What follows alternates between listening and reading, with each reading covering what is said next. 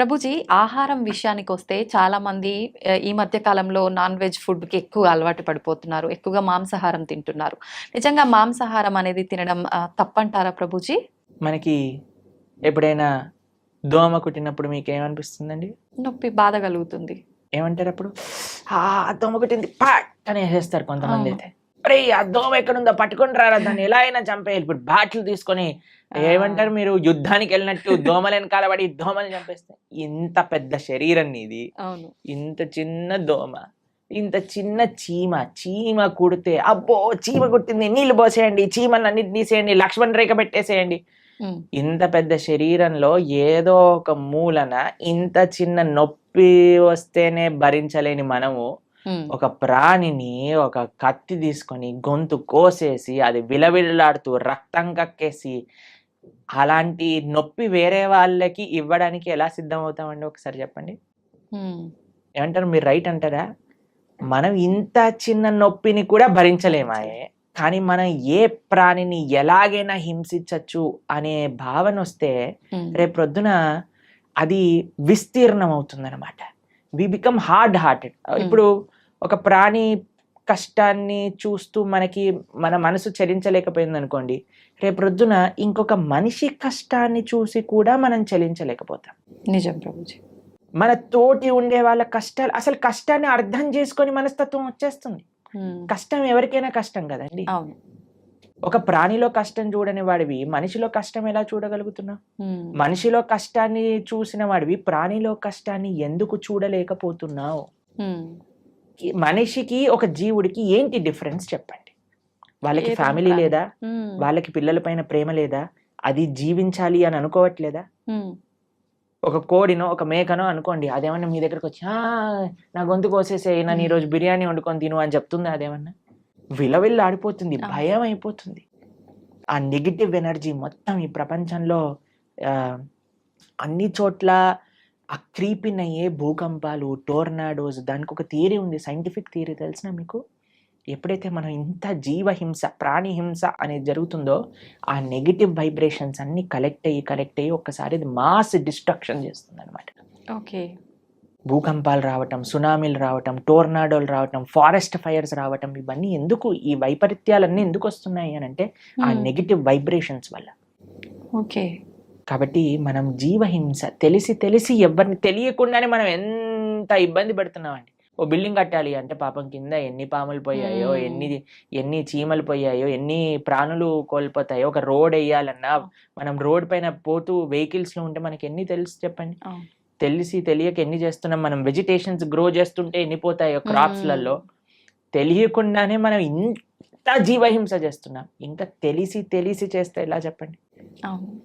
కాబట్టి ఒక్కటి గుర్తుపెట్టుకోండి, మన శాస్త్రం చెప్తుంది మాంసహ అంటారు, మాంసం అని అంటారు కదండి. అంటే నేను రేపు నీలాగా అవుతాను. మాంసహ, ఈరోజు నేను నిన్ను చంపుతున్నాను, రేపటి రోజున నువ్వు నన్ను చంపుతావు. అది ఎగ్జాక్ట్ డెఫినేషన్ ఆఫ్ మాంసం. ఈరోజు మనం ఏ జీవినైతే ఎంత బాధ పెడుతున్నామో అదే బాధ 100 రెట్లై మనం అనుభవించాల్సి వస్తుంది, లేదా మన ముందు మనకు కావాల్సిన వాళ్ళు అనుభవిస్తారు.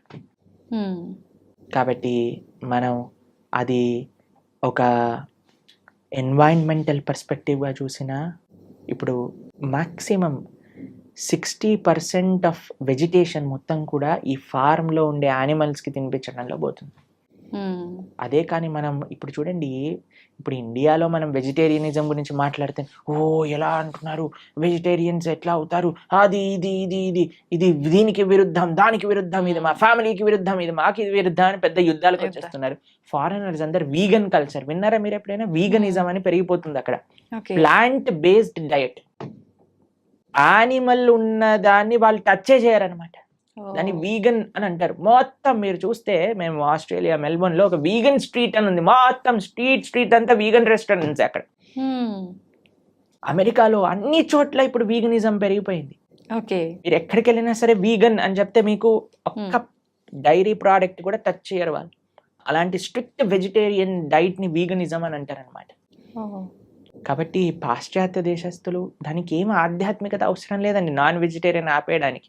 మనుష్యత్వం ఉండాలంతే. ఒక మనిషిగా నేను బాధపడుతున్నాను, ఇంకొక ప్రాణిని బాధ పెట్టకూడదు. ఓకే. ఇప్పుడు చూడండి, మనం తింటే 10 నిమిషాల్లో పోయే రుచికి ఒక ప్రాణినే చంపేస్తున్నాం అంటే ఎంత అన్యాయం చెప్పండి. అవును. కాబట్టి అది ఆధ్యాత్మికంగా మంచిది కాదు, సామాజికంగా మంచిది కాదు, ఒక మానవుడికి అయితే అసలే మంచిది కాదు. ఓకే. అన్నీ ఈ ప్రపంచంలో అంతా బాగుండాలి అని అంటే ఎవ్వరిని మనం ఇబ్బంది పెట్టకూడదు. ఆధ్యాత్మికత విషయం అయితే దూరం పెట్టేసేయండి. మాంసాహారం తినేవాళ్ళు ఎప్పటికీ ఆధ్యాత్మికంగా ఒక్క అడుగు కూడా ముందుకెయ్యలేరు. ఓకే. ఇది సత్యం. కానీ this is far beyond to understand. కానీ ఫస్ట్ మనిషిగా ఆలోచిద్దాం, ఒక ప్రాణిగా ఆలోచిద్దాం. కాబట్టి భగవంతుడు అందరినీ సృష్టించినప్పుడు ఆయన అందరి పిత కదా. మీరు ఒక ముగ్గురు తమ్ముళ్ళు అన్నయ్యలు ఉన్నారనుకోండి, ఒకరిని ప్రేమించి ఒకరిని చెంపమైన లాగి పెట్టారనుకోండి, వాళ్ళ అమ్మ ఏమంటారు, ఒరేయ్ వాడేం చేశాడు రా నిన్ను అంటే, ఏం లేదమ్మా నాకు వీడిని ప్రేమిస్తున్నాను కదా వాడిని కొడతాను. ఒప్పుకుంటారా వాళ్ళ అమ్మ? అలానే భగవంతుడు ఎలా ఒప్పుకుంటాడండి? నువ్వు మనిషిని మాత్రమే ప్రేమించి మిగతా జీవులందరినీ కూడా హింసిస్తూ ఉంటే. నిన్నే మేము ఒక పోస్ట్ చూసాము ఇంటర్నెట్ లో. అందులో ఉంది, ఒక shark kills 11 people in an year. ఒక షార్క్ ఒక 10-11 మంది మనుషుల్ని చంపేస్తుందట, తినేస్తుందట సంవత్సరంలో. ఓకే. ఒక ప్రదేశంలో జస్ట్ ఒక స్టాటిస్టిక్స్ చెప్తున్నారు అనమాట. కానీ ఒక మనిషి 11,000 షార్క్ ని గంటలో చంపేస్తాడట తినడానికి, దాని లెదర్ కోసం అని. ఎంత అన్యాయం చెప్పండి. కాబట్టి మనం ఈ అన్యాయాన్ని ఎంతగా ఆపగలిగితే, అందరం ఎంత సాత్వికంగా, ఎంత హింస ఫ్రీగా ఉండగలిగితే మన ప్రపంచం అంత బాగుంటుంది.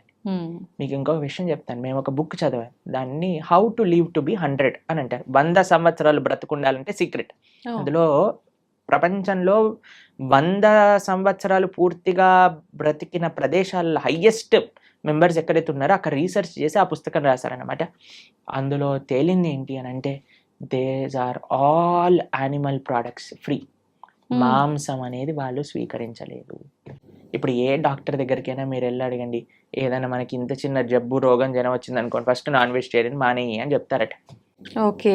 కాబట్టి that is not natural for us. ఇప్పుడు చూడండి, కార్నివోరస్, హర్బివోరస్ అని మనం వినే ఉంటాం. కార్నివోరస్ అంటే మాంసాన్ని తినేవి, హర్బివోరస్ అంటే చెట్లు తినేవి.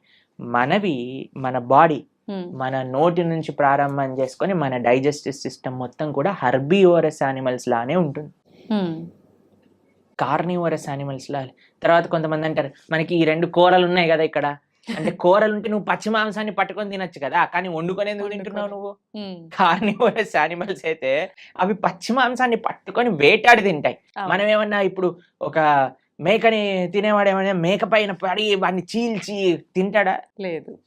కాబట్టి ది వెరీ థాట్ దట్ నువ్వు వండుకొని తింటున్నావు అని అంటే, అది నీ శరీరానికి మార్చి కానీ నువ్వు తినలేవు అని. కానీ ఇప్పుడు చూడండి, సాలడ్స్ లో మీరు ఏ కూరగాయలు వేసినా సరే కక్కర్ అని తినేస్తారు. క్యారెట్లు తినేయచ్చు, బీట్రూట్లు తినేయచ్చు, ఏదైనా తినేయచ్చు పచ్చిగా. కాబట్టి మనకి పచ్చిగా తింటే అరుగుతుంది. ప్లస్ మన digestive system, carnivorous animals digestive system చాలా చిన్నగా ఉంటుంది, ఎందుకంటే అది వచ్చేస్తుంది బయటకు వెళ్ళిపోతుంది. కానీ మనది మాత్రం లాంగ్ ఇంటెస్టైన్, స్మాల్ ఇంటెస్టైన్, అవి డైజెస్ట్ చేసి దాన్ని న్యూట్రియంట్ కాంప్లెక్స్ చేసి అన్ని శరీరానికి ఎనర్జీ అందించి అప్పుడు కానీ బయటకు వస్తుంది. కార్నివోరస్ యానిమల్స్ చూసాను అనుకోండి, నాలుకతోటి నీళ్లు తాగుతాయి. మనం ఎలా చేస్తామండి? మనం నోటితో తాగుతాం. కాబట్టి ఇవన్నీ దేర్ ఆర్ మెనీ రీజన్స్. అటు సైంటిఫికల్గా చూస్తే, అటు హ్యూమన్ మేకప్ విధంగా చూస్తే, ఎలా చూసినా సరే ఒక మనిషి వెజిటేరియన్ గానే ఉండాలి. Okay. He cannot kill any living being. Okay. అయితే ప్రభుజీ, ఇది సృష్టికి విరుద్ధం అయినప్పుడు భగవంతుడు ఎందుకు దీన్ని ఆపలేకపోతున్నాడు మరి? అయితే ఇది తినొచ్చు, ఆ జంతువులు పుట్టిందే మానవులు తినటానికి అని ఎవరైనా మీకు సర్టిఫికెట్ ఇచ్చారా? ఉంటారు కదా. భగవంతుడు ఇచ్చాడా చెప్పండి. భగవంతుడు ఆపట్లేదు అని మీరు అన్నారు కదా, కానీ భగవంతుడు తిను అని ఎక్కడేం చెప్పాడా? లేదు. ఏదైనా ఇప్పుడు ఒక మేక పుట్టాక ఇది వీడు తినడానికి అని దానిపైన స్టాంప్ వేసి ఆయన పంపించాడా మనకి? లేదు కదా. ఎందుకు? ప్లస్ ఈ మనిషి కూడా ఎందుకు సెలెక్టివ్ గా ఉన్నాడు? నేను మేకనే తింటా, కోడిని, కుక్కని ఎందుకు తినావు నువ్వు? నీ పెంచుకునే కుక్కకి ఇంకా బయట ఉండే మేకకి ఏంటి డిఫరెన్స్?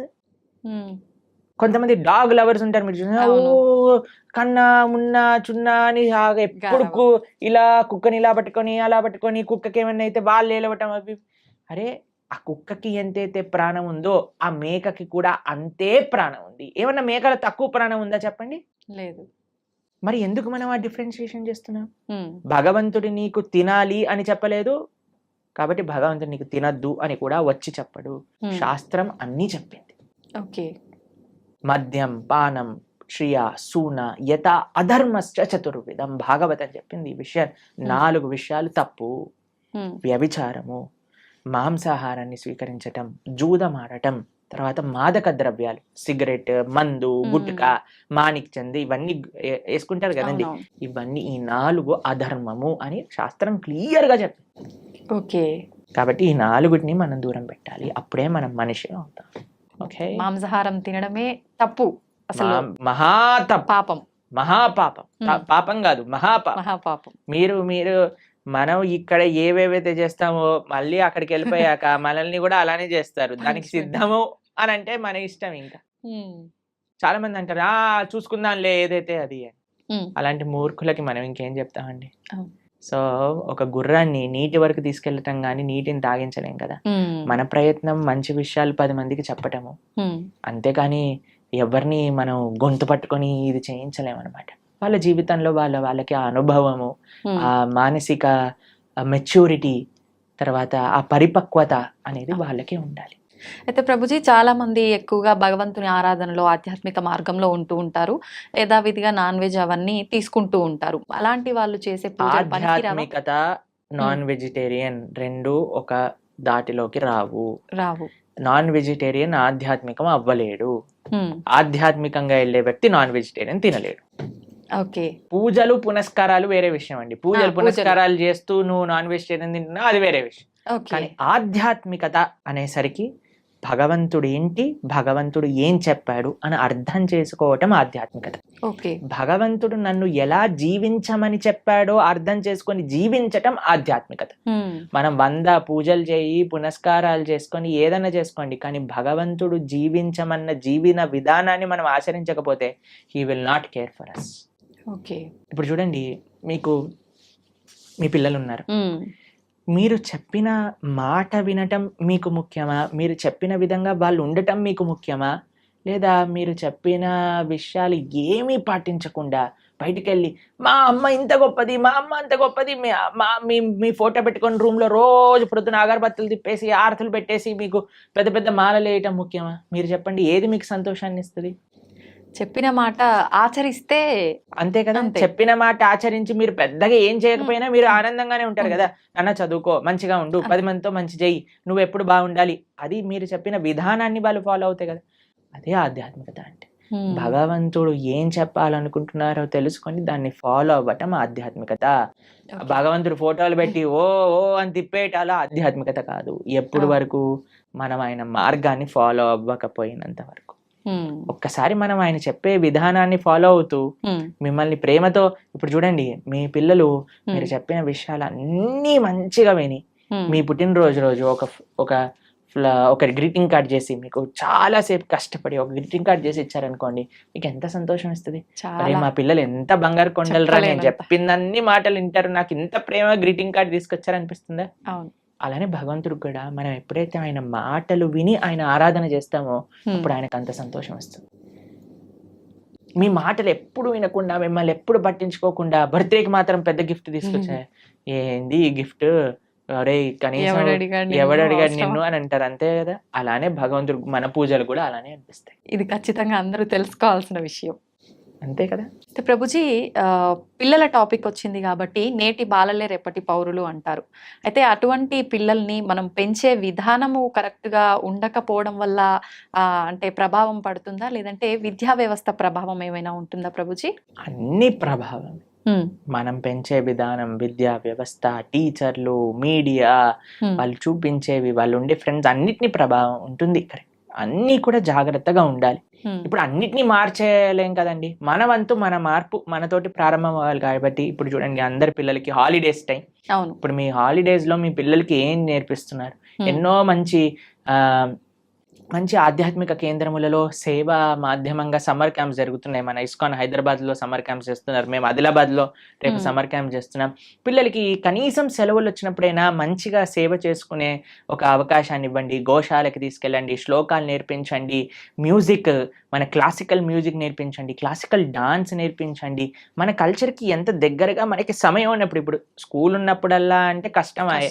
కానీ అట్లీస్ట్ ఫెస్టివల్స్ టైంలలో మనకి ఇలా సమ్మర్ హాలిడేస్ వచ్చినప్పుడు, వింటర్ వెకేషన్స్ వచ్చినప్పుడు మనం ఏదైనా మంచి ఆధ్యాత్మిక ప్రదేశానికి తీసుకెళ్ళటం, అక్కడ ఉండే మంచి వ్యక్తులతో కల్పించటం, మాట్లాడించటం, వాళ్ళకి కల్చర్ని ఇంట్రడ్యూస్ చేయటం, ఇలా కానీ మన శక్తియుతంగా మనం ప్రయత్నించి, ఇప్పుడు చూడండి we can do our best. దాని తర్వాత ఇంకా వాడికి జీవితంలో ఏం చేసుకుంటారో అనేది వాళ్ళ ఇష్టం. కానీ మనం ఇవ్వకపోతే మన తప్పు అవుతుంది. కాబట్టి వాట్ వీఆర్ సేయింగ్ ఇస్, అందరు పేరెంట్స్ కూడా మీ వైపు నుంచి మీరు ప్రయత్నం చేయండి. ఇప్పుడు సమ్మర్ హాలిడేస్ వచ్చాయి, మంచి ఆధ్యాత్మికంగా అలానే విశేషాలు అన్నీ కూడా నేర్పించేటట్టుగా మంచి విశేషాలు నేర్పించండి. మ్యూజిక్లో మంచి విశేషాలు, డాన్స్లో మంచి విశేషాలు, శ్లోకాల్లో మంచి విషయం, అన్నిట్లో మంచి ఉంది. ఆ మంచిని నేర్పించండి అని చెప్తున్నా అంతే. ఓకే. కాబట్టి సమయం ఉన్నప్పుడు పిల్లల్ని ఎంగేజ్ చేయాలండి. పిల్లలకి ఫ్రీ టైం ఇస్తే వాళ్ళు పాడైపోతారు. కాబట్టి మీకు సమయం ఉన్నప్పుడు మీరు కానీ హాలిడేస్లో వాళ్ళని ఎంగేజ్ చేయలేదనుకోండి, ఫోన్కి అడిక్ట్ అయిపోతారు, టీవీకి అడిక్ట్ అయిపోతారు, తర్వాత టెలివిజన్కి అడిక్ట్ అయిపోతారు. ఇవన్నీ మనకు వద్దు అన్నప్పుడు వాళ్ళని మార్నింగ్ టిల్ నైట్ స్కిల్స్లో ఎంగేజ్ చేయండి. స్విమ్మింగ్ నేర్పించండి, ఇన్స్ట్రుమెంట్స్ నేర్పించండి, ఎక్సర్సైజ్కి తీసుకెళ్ళండి. బయట ఎంత వీలైతే అంత మనం ఉంచడానికి ప్రయత్నం చేయాలి. మీరు బయట ఉండాలి. మీరు ఫోన్ పట్టుకొని కూర్చున్నారు అనుకోండి, వాడు ఫోన్ పట్టుకొని కూర్చుంటాడు. కాబట్టి let us all use this time nicely. ఈ సమయం మనకి ఏదైతే ఉందో దాన్ని బాగా యూజ్ చేసుకొని పిల్లల్ని ఒక మంచి ట్రాక్లో పెట్టేటట్టుగా మనం ముందుకు తీసుకెళ్ళాలి. మీ అందరికీ మంచి వేసవి సెలవులలో మంచి ఆధ్యాత్మిక మార్గం వైపు మీరు నడుస్తూ మీ పిల్లల్ని నడిపిస్తారు అని భావిస్తూ, హరే కృష్ణ. Thank you Prabhuji. నిజంగా మీరు చెప్పినవన్నీ వింటుంటే నిజంగా ఇదంతా నిజమే కదా, ఎందుకు ఎక్కడ మిస్ అవుతున్నాం అందరం ఇవన్నీ పాటించడంలో అనిపిస్తోంది ప్రభుజీ. ప్రతి ఒక్కరికి కూడా అలా అనిపించాలనే కోరుకుందాం, మార్పు మొదలవ్వాలనే కోరుకుందాం ప్రభుజీ. చాలా మంచి విషయాలు తెలియజేశారు. Thank you Prabhuji. హరే కృష్ణ. హరే కృష్ణ ప్రభుజీ. హరే కృష్ణ.